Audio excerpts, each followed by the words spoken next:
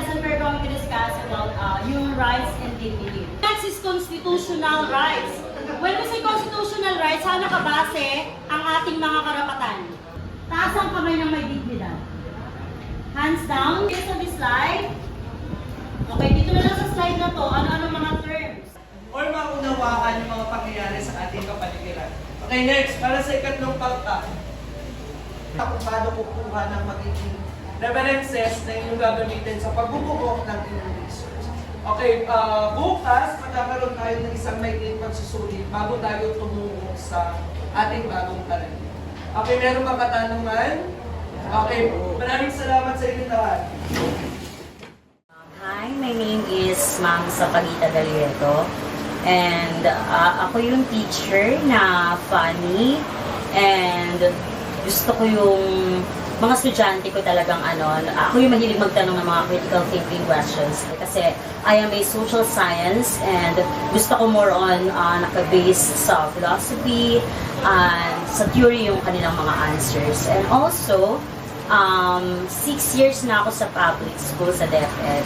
And 4 years ako nagturo sa private school and then 1 year sa college. Ako si Ginoong Edilberto Bautista. Mas kilala ako rito sa tunasan ng Sir Bert. Okay? Okay, guro sa asignaturang Pilipino. Taon ko kilala ako nagtuturo 25 years in English.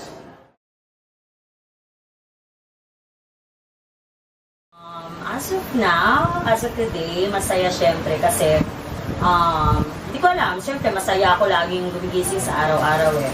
Kasi una sa lahat, pinili natin itong profession na to. Kung tatanungin mo ko ngayon bilang guro, mas lumalalim yung pagmamahal ko sa trabaho ko. Kasi kung compare mo doon sa dati, ngayon mas kailangan ng mga kabataang Pilipino ang guro sa ngayon. Sunod sa mga magulang ay ang mga gurong isa sa mga naunang nagtanim ng kaalaman at naniwala sa kakayahan ng mga batang Pilipino. Sila ang mga pangalawang magulang sa labas ng tahanan, maaasahang tigagabay sa loob ng silid-aralan at mga modelong tinitingnan ng kabataan sa lipunan. Sa paningin ng karamihan, lalo na sa eskwelahan, ay si teacher ang sandalan sa lahat ng oras. Pero ngayong dumadagdag ang hamon sa pagbabago ng panahon at administrasyon, kumusta naman kaya sila teacher bilang isa ring mamamayang Pilipino? Kung pagbabasihan natin yung personal na buhay ko when it comes to sahod or sweldo ng mga guro sa Pilipinas sa Pilipinas, alam naman natin na isa ang Pilipinas sa pinakamababang pasahod, lalong-lalo na sa mga guro. Hindi lang sa Asia, kundi sa iba't iba pang part ng mundo. Sa tingin niyo po ba sapat na naayon po yung sahod at benepisyo po na natatanggap niyo sa trabaho na pinibigay? Siguro kung pag-usapan natin kasalukuyang panahon, hindi. Kasi masyado nang mataas ang bilihin dito sa atin. Okay? Lumapunta ka lang palengke, dala mo 1,000, halos wala pang isang plastic ang maiuwi mo. Tapos pamasahe pa pang araw-araw. Kaya kung titignan mo, talagang kulang. Kaya kami bilang isang pampublikong guro kagaya ko, hindi ako nag-iisa na matapos ang trabaho dito, meron pa kaming ibang pinagkukuhanan ng pinagkakitaan. Mahigit 2 dekada ng guro, isa si Sir Edilberto sa mga gurong kung kumuha daw ng trabaho ngayon ay hindi na lang iisa. Kung kaya bukod sa mga pangunahing pampublikong paaralan na kanilang tinuturuan, ay kumukuha pa sila ng part-time na pagtuturo sa ibang eskwelahan upang pangdagdag kita. Kalahating araw ng pagtuturo sa isa, kalahating araw rin sa kabilang paaralan. Isang bagay na naiiba sa nakasanayan ng mga estudyante noon sa kanilang mga guro, kung saan makikita nilang sa iisang paaralan lang nakatuon ang kanilang mga guro. Sa ngayon, sa hirap at patuloy na pagmahal ng presyo ng mga bilihin, isa na lang daw ito sa mga paraan para makakuha ng pagdagdag na kita ang mga gurong katulad ni Sir Edilberto. Sa sarili ko lang pag-uusapan, hindi ko na kailangan magpalitan. Kaso ako ay may pamangkin na 3 pinag-aaral na mahuhusay at talagang yung dedikasyon sa pag-aaral ay nandun. At ang aking kapatid ay hiwalay sa asawa. Bilang isang nakakabatang kapatid na ako yung mas kumikita, talagang in-extend ko yung sarili ko na tulungan sila. Kasi sabi ko, hindi ko team na ako'y nagpapakasasa, nag-enjoy kung ano yung meron ako. Pero ang aking mga pamangkin ay hindi makapag-aral. Nalulungkot nga ako isipin parang every year o kada nagpapalit ang administrasyon. Okay? Ilang administrasyon na ang aking napagdaanan. Parang paiba ng paiba at pahirap ng pahirap yung pag-angat ng posisyon ng isang guro. Kung titignan natin ang budget, ang edukasyon may pinakamalaki nilaanan ng budget dito sa ating bansa. Pero nakakalungkot isipin, saan napupunta yung budget na yun? Parang hindi namin nararamdaman bilang isang guro Pilipino. Nang maupo ang bagong sekretary ng DepEd na si Sonny Angara, ang pangako niya sa mga guro ay tataasan nito ang sahod na sakaling magkaroon ng epekto ngayong taon o sa susunod na taon.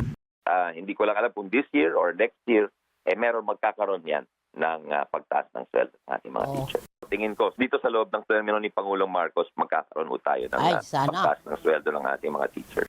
Ang usapin ng mababang sahod ng mga guro sa kagawaran ng edukasyon sa Pilipinas ay matagal nang pinag-uusapan. Maraming guro, lalo na sa pampublikong paaralan, ang nagpapahayag ng kanilang pagkadismaya sa kanilang sahod. Ayon sa kanila, madalas na hindi sapat ang kanilang kinikita upang tugunan ang patuloy na pagtaas ng gastusin sa pang-araw-araw na pamumuhay at mga pangunahing pangangailangan. Ayon sa nilathala ng PhilStar, umabot sa libo-libo ang mga guro na nagre-resign taon-taon para mga ibang bansa dahil sa mababang pasahod ng mga guro sa Pilipinas at nakakakuha ng magandang oportunidad sa ibang bansa. Ayon kay Secretary Angara, hindi agad makakakuha ng mga bagong guro ang DepEd ng mabilisan. Mahigit 30,000 guro at kawani ng edukasyon ang umalis sa DepEd mula 2022 hanggang taong 2023. Base sa audit report na kagawaran para sa taong 2023, saklaw ng panahong ito ang tanging buong taon na panunungkulan ng pangalawang Pangulo na si Sara Duterte bilang kalihim ng DepEd bago siya nagbitiw noong Hunyo 19. Ayon sa datos ng DepEd, bumaba ang bilang ng mga guro mula 879,793 noong pagtatapos ng 2022 hanggang 858,318 noong Desyembre 31, 2023 o katumbas ng pagbaba ng 21,475. Bukod dito, ang bilang ng teaching-related personnel, kabilang ang mga education supervisors, principals, head, teachers at guidance counselors ay bumaba rin mula 63,610 hanggang 54,827. Ang binibigyang focus nun ay ang mga salitang nagtutukoy. Ulit niya, inulit ko, iiwasan sa referensya ang magulit ang salitang nagapit na. May mga teachers, may mga grupo ng mga teachers ngayon na nagsusulong ng 50,000 na maitaas ang sahod ng 50,000. Para sa akin, napakagandang bagay no, napakalaking bagay nun para sa amin. Titignan mo siguro ng at least 45,000 para mamuhay ka ng dissenting pa. Ikukumpara dito sa Pilipinas. Sa ngayon, siguro kung may pamilya ka, kung meron kang dalawang anak, nangungupakan ka, asawa na kumiti ka ng minimum. Siguro sa kabila ng hamon, mga problema na kinakaharap ng edukasyon, lalo siguro tayong magkaroon ng interest para maging guro. Kasi nakakaawa ang batang Pilipino. Napakagagaling ng mga Pilipino. Ng mga batang Pilipino, napakagagaling nila. Kaya kailangan nilang magagabay sa kanila, maghuhubog sa kanila para mas maging maayos siguro ang ating alipunan.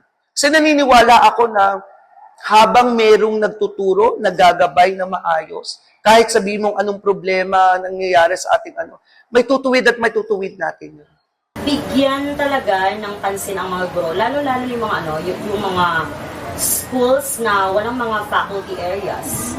So nakikita nyo naman yung area namin, ito ay mga ginawa lang namin ng paraan talaga, faculty area. Kasi paano ka gagawa ng mga workloads mo, ng mga forms, kung wala kaming sariling area. Sa sahod, ayun, para naman Syempre kapag maayos yung pasahod sa Pilipinas, alam naman natin na mas magiging epektibo palalo Tama. ang trabaho ng mga guro. Siguro ano lang, sana yung mga namumuno sa kagawalan ng edukasyon, mas sumilip sila sa realidad ng kanilang pinakumuno. Dapat hindi sila nakakulong lang sa 4 na haligi ng kanilang opisina.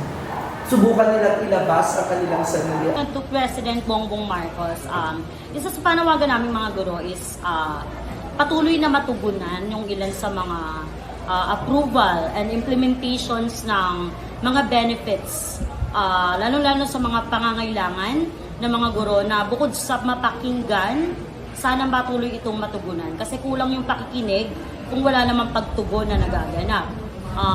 Isaalang-alang din natin yung ilan sa mga ordinaryong mga guro na napakaraming pangangailangan at hindi na siya sumasabay yung sahod sa pagtaas ng mga bilihin. And also, maglagay tayo ng mga tao sa Departamento ng Edukasyon na talagang may alam sa sistemang nagaganap mismo sa actual na teaching. Kasi hindi nila alam yung mismong kalagayan ng mga guro, di ba? Bilang Presidente ng Pilipinas, siguro extend niya pa yung mas kailangan, mas hanapin niya yung kailangan ng isang guro na katulad namin. Kasi nakakalungkot isipin, kami yung frontliner, kami yung bumabala, kami yung bahagi ng sistema ng edukasyon. Pero parang kami yung napag-iwan. Parang hindi sila nakakaisip na paano kami mas mamomotivate pa, parang hindi sila nakakaisip paano nila kami matutulungan para mas maging maayos ang edukasyon dito sa atin. Mulat mula ang mga guro ang sandigan ng mga kabataang Pilipino sa edukasyon. Ang pagpapakita ng apresasyon sa kontribusyon at sakripisyo ng mga guro ay hindi nagtatapos sa pagbibigay ng bulaklak, tsokolate at simpleng pasasalamat. Katulad ng kung paano mahalin ng mga guro ang kanilang profesyon at mga estudyante, ay siyang ganong ding dapat pagmamahal ng lipunan at gobyernong tinutulungan nito. Hindi naman matatapos ang pagmamahal at serbisyo ng mga guro, pero maaaring maupos ang kanilang katawan at sariling pangangailangan kung hindi ito mapakikinggan. Hindi na lang bilang isang guro, kundi isa ring pribadong mamamayan na mayroong sariling buhay. Sa pagtuturo kasi, hindi naman ito madali. Pero ito ay parang ito yung kurso o profesyon na talagang bilang isang individual, ito ang pakay mo lang is magbigay ng ikaw bilang sarili mo, ano magagawa mo sa lipunan, ano magagawa mo sa kapwa-tao mo, ito yung profession.